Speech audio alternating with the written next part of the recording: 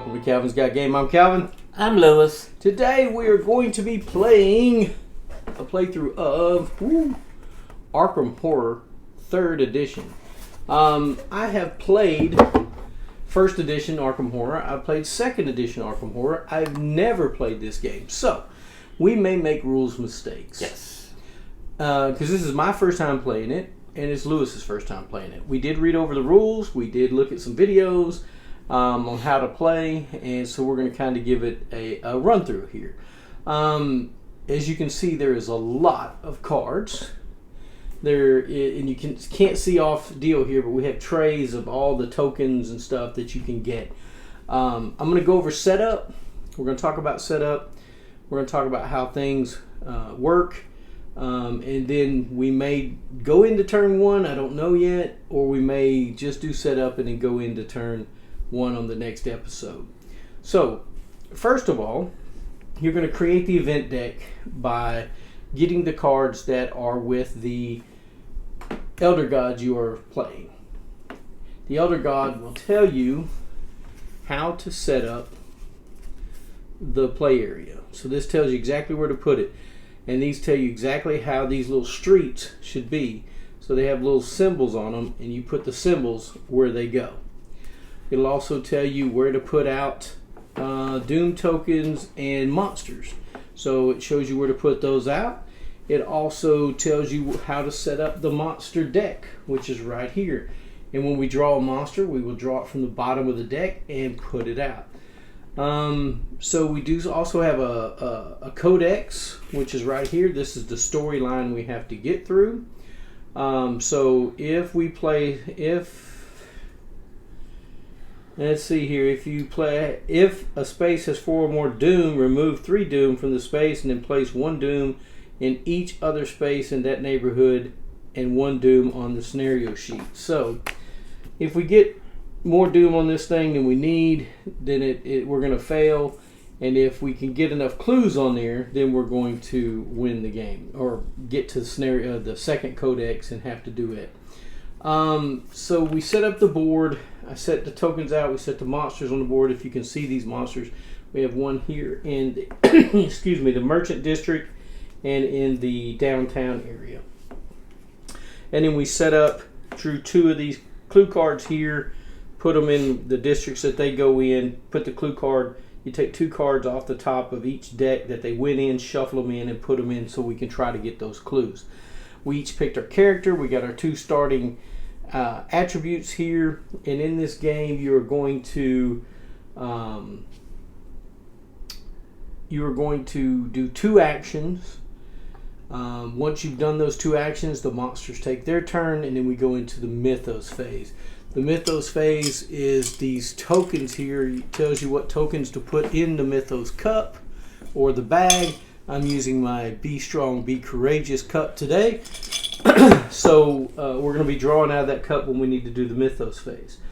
We also turned up 5 of the top deck of the item deck, which we'll be able to purchase with some cards and other things that allow us to do that with what money we have. This is something different in this game. We all have money in this game, which is different. This game is a little more streamlined for, looks like to me, than 2nd edition. Yes. It kind of reminds me with the codex of how you play Arkham Horror, the card game. Yes. So I'm hoping that this will kind of be that style of game, because I'm excited to look for that. We also have this little event deck up here. I don't know if you can see it, set in this little card holder. I know we have a little bit of glare, guys, and I'm sorry. But there you go with that. It's hard to get this glare out of here. I've tried 2 different lighting techniques, and I'm not getting real good at it. So we're having a little issue with that. But so that's kind of how to set the game up. You take all the magic and other cards, your companions, and all these folks. This is upside down. I don't like that. And you shuffle them and put them out. You also put out 13 of these newspaper cards. There's more in the box, but you deal out 13. You stick them over here. And you also have these anomaly cards, because when a place goes into an issue where you have more, you'll put an anomaly token out in there, and then instead of doing an encounter locally, you're going to do an anomaly.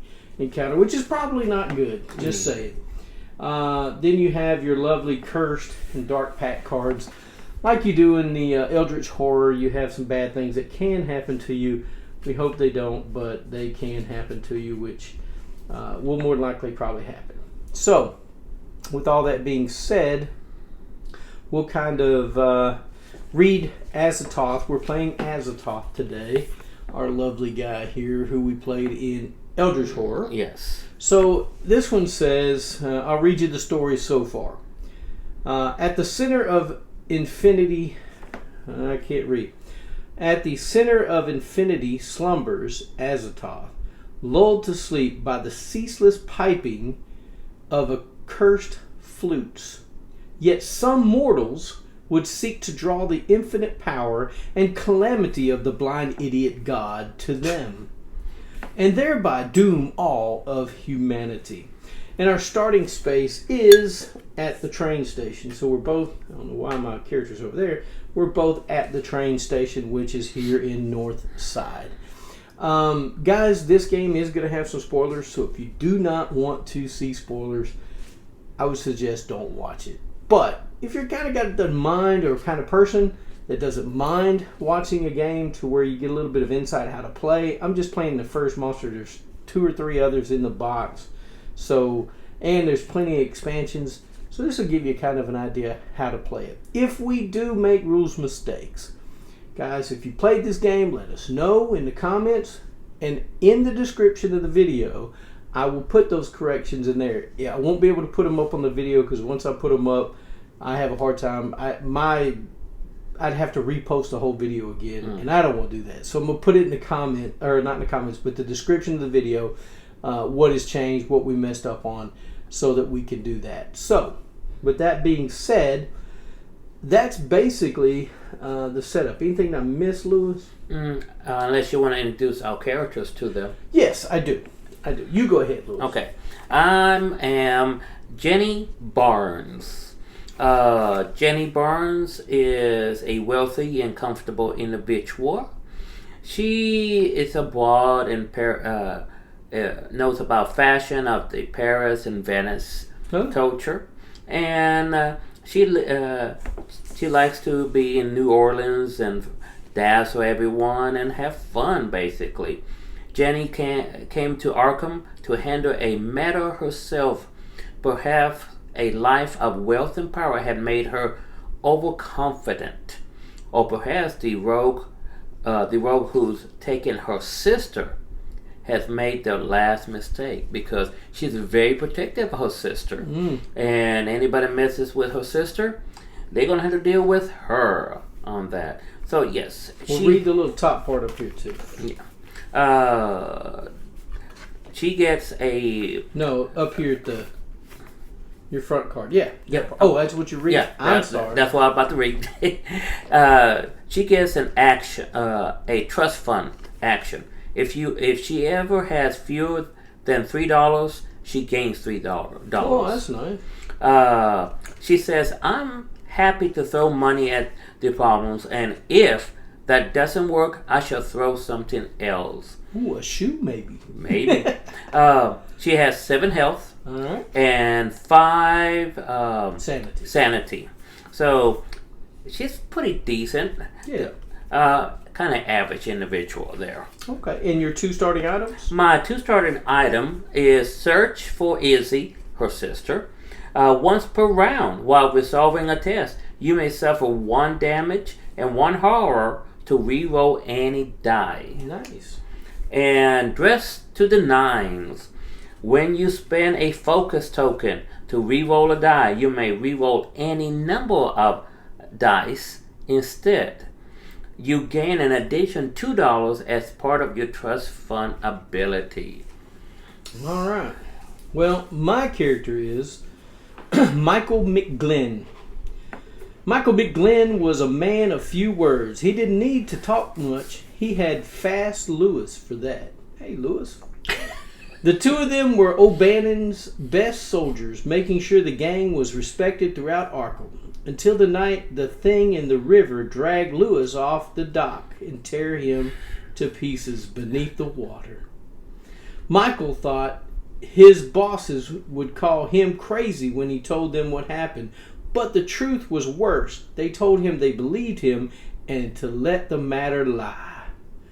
But Michael can't just let the death of his partner or the things he saw that night go unpunished. He's still a man of few words. Now he'll let his gun do the talking. Michael Glenn is a mobster, right? Yeah. I've always wanted to be. I love Al Capone. Yes, He's you one do. of my favorites. So, this says, out of revenge, after you defeat a monster as part of an attack action, you recover 1 sanity or focus 1 skill of your choice. This one's for Lewis. Oh, my wife's going to love that part. I got 8 health and 4 sanity. And my 2 starting ability or cards are, I have the Chicago typewriter, which is a common weapon. I get +4 strength as part of an attack action. So I'm going to be like 8 strength. I'm going to have a lot of dice here. We only have 2, 4, 6 dice. So that's going to be great.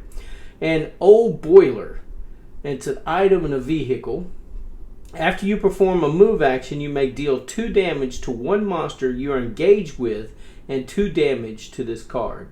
So once this card is used up, it'll be gone. But I can deal 2 damage to a monster that I'm at. So pretty happy with that. I got a lot of fight power. Got a lot of stuff here that I can kill monsters with. So hopefully we can keep those jokers off the board. Yeah.